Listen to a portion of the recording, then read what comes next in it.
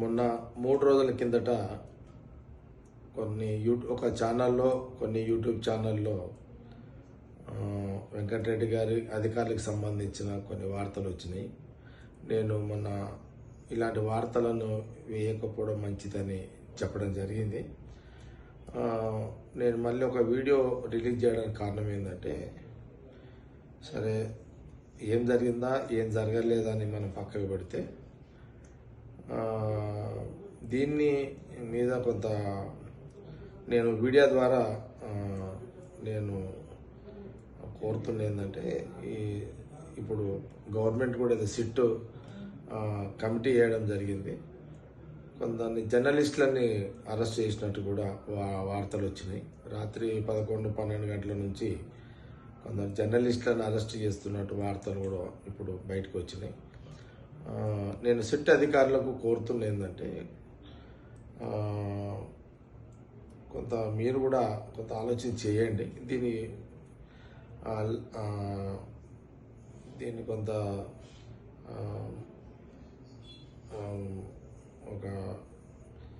దీన్ని ఇక్కడికే అదంటే సిట్ అధికారులకు కూడా నేను కొంత నా ఆలోచన ఏంటంటే, సరే కొంత మీకు కూడా ఆవేదన ఉంటుంది, అధికారుల మీద కూడా వార్త వచ్చింది కదా అనే ఫీలింగ్ మీకు కూడా ఉంటుంది. దాన్ని ఎవరం కూడా సమర్థించము. అధికారుల మీద రాజకీయ నాయకుల మీద ఎవరి మీద పర్సనల్ విషయాలు లేని ఉన్నట్టుగా వార్తలు వస్తాయి, ఎవరు కూడా దాన్ని సమర్థించము, దాన్ని ఎవరు కూడా ప్రోత్సహించము. దట్టు మహిళా అధికారుల మీద అసలుగా ఎలాంటి వార్తలు వస్తే దట్టు ఎవరు కూడా మేము ప్రోత్సహించము. అధికారుల మీద వచ్చినా రాజకీయ నాయకుల మీద వచ్చినా లేనిది ఉన్నట్టుగా ఎవరు వార్తలు వేసినా అది తప్పే, దాన్ని తీవ్రంగా అందరం ఖండించాల్సిందే. అది ఏదో దాన్ని కూడా మనం ఆల్రెడీ ఖండించినాము. అయినా సరే ఇప్పుడు కమిటీ ద్వారా కమిటీ వేసారు, గవర్నమెంట్ కమిటీ వేసింది. కానీ కమిటీ కూడా ఇంత అర్ధరాత్రి పూట అరెస్టులు జర్నలిస్టులను అరెస్ట్ చేయడము, ఎంక్వైరీ చేయండి. ఏం జరిగింది ఏం జరగలేదు పిలవండి, ఎంక్వైరీ చేయండి.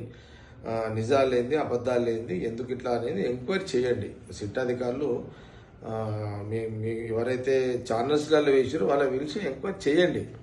కానీ రాత్రి పూట 11:30కు 12 గంటలకు 1 గంటలకు ఎక్కడ పడితే అక్కడ ఆ జర్నలిస్టులను అరెస్ట్ అనేది కొంత ఒక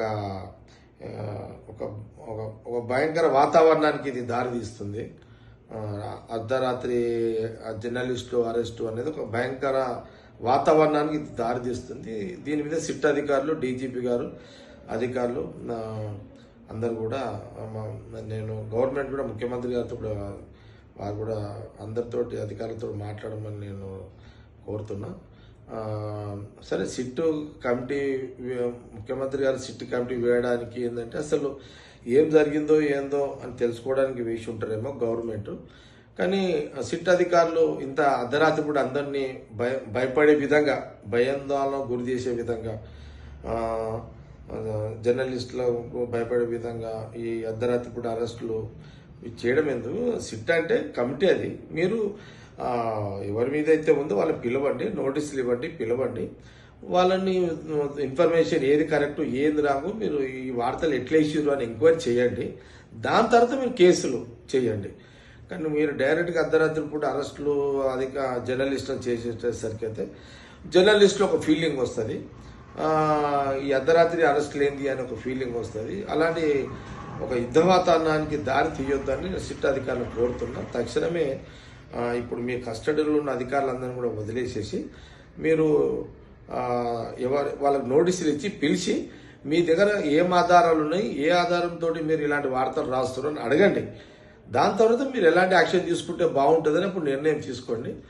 ఈ అరెస్టులు అనేది ఆపండి, జర్నలిస్టులు అరెస్టులు అనేది ఆపండి.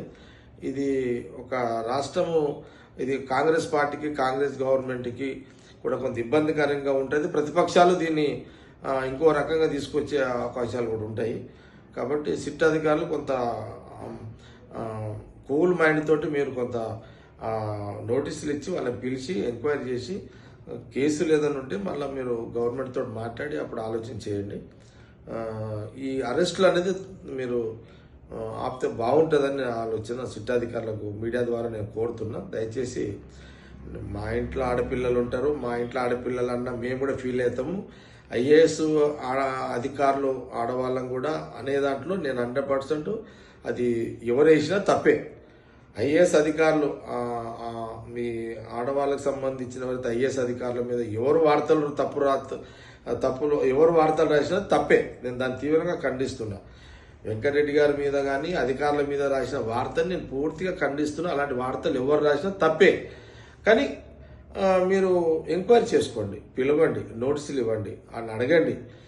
ఆ రకంగా మీరు మూగండి. కానీ ఇట్లా అర్ధరాత్రి కూడా అరెస్టులు చేసి ఒక భయం, జర్నలిస్టులు అందరిని అరెస్ట్ చేస్తున్నారని ఒక యుద్ధవాతావరణాన్ని తీసుకురాకండి అని నేను సిట్టాధికారులకు కోరుతున్నా. డీజీపీ గారిని కూడా కోరుతున్నా. తక్షణమే డీజీపీ గారు కూడా సరే ఇప్పుడు ఈ కమిటీకి సజ్జనార్ గారు ఉన్నట్టున్నారు, వారిని కూడా నేను కోరుతున్నా.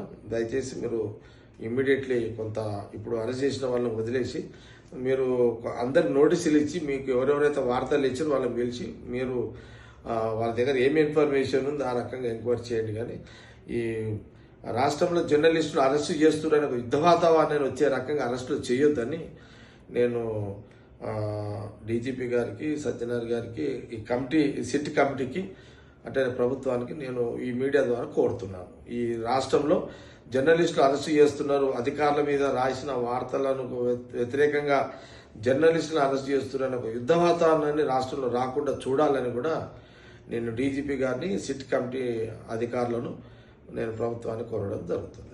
Subscribe us and press the bell icon for more interesting updates.